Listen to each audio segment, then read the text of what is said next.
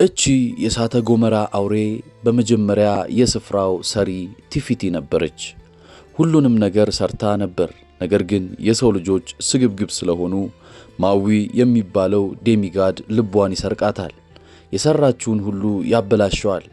ከሺህ ዓመታትም በኋላ አንዲት ወጣት ሴት ችግሩን ሁሉ ትፈታዋለች። የልጅቷም ስም ሞዋና ነበረ። በባህሩ የተመረጠችው አንድ ቀን ሞዋና የባህር ትንሽዬ ኤሊ አግኝታ ወደ ባህሩ ከልላ ትመልሳለች።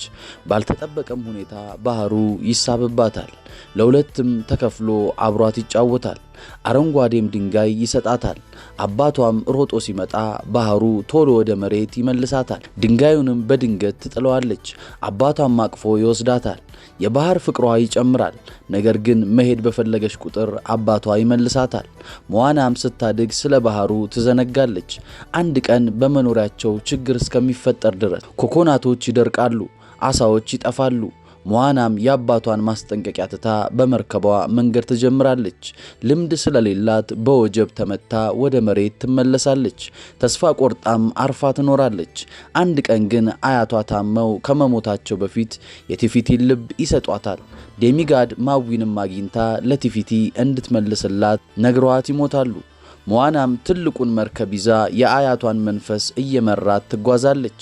በምሽትም መብረቅና ወጀብ ሲፈራረቅባት ራሷን ስታ የሆነ መሬት ላይ ታገኘዋለች። ማዊም እዛ ነበረ። የቲፊቲንም ልብ እንዲመልሱ ጆሮውን ትቆነጥጠዋለች።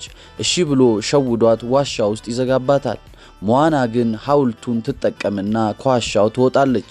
ባህሩም አግዟት ማዊ ላይ ትደርስበታለች። ማዊ ለመውረድ ቢሞክርም ባህሩ ይመልሰዋል። ከዛም ይስማማሉ። ነገር ግን የቲፊቲን ልብ ለመመለስ መጀመሪያ የማዊ አስማታዊ መሳሪያ ያስፈልጋል። ተራራም ወጥተው ማዊ ድንጋዩ ላይ ሲዘል በር ይከፈታል። ሁለቱም ዘለው ወደ ውስጥ ይገባሉ። ተደብቀው ሲመለከቱም አስማታዊ መሳሪያውን ያዩታል። ሞዋናም ለአውሬው እንድትጨፍር አድርጎ እሱ መሳሪያውን ነቅሎ ይይዛል። ከተጠቀመም ስለቆየ በስትክክል መቀያየር ይከብደዋል። አውሬው ማዊን ይቀጠቅጠዋል። ሊበላውም ሲል ሞዋና ለአውሬው የቲፊቲን ልብ የሚመስል ስታሳየው እውነት መስሎት ሲያባረራት ወድቆ ጉድጓድ ውስጥ ይገባል።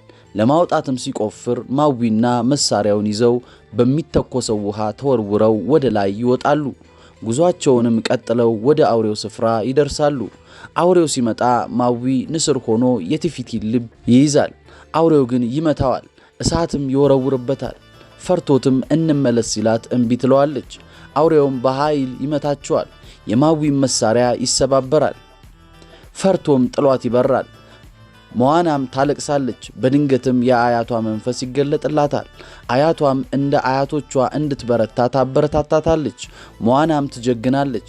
መርከቧንም አስተካክላ በድጋሚ ወደ አውሬው ትሄዳለች። በግራ መስላው በቀኝ በኩል ሸውዳው ታልፈዋለች። ተራራው ላይ ከመረሷ በፊት ግን አውሬው ይገፋታል። በእጁ ሊመታትም ሲል ማዊ መጥቶ የአውሬውን እጅ ይቆርጠዋል።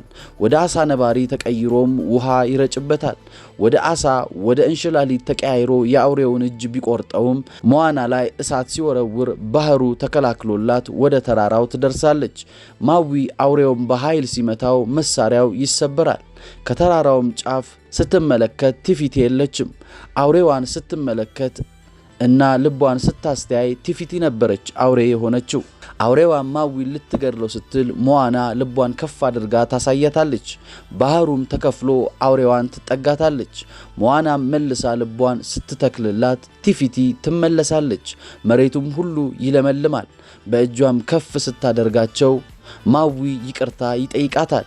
ይቅርም ብላው አዲስ አስማታዊ መሳሪያ ትሰጠዋለች። በስተመጨረሻም ቲፊቲ ቻው ብለው ወደ መኖሪያቸው ይመለሳሉ። ከቤተሰቦቿም ጋር በደስታ መርከብ መንዳታቸውን ይቀጥላሉ።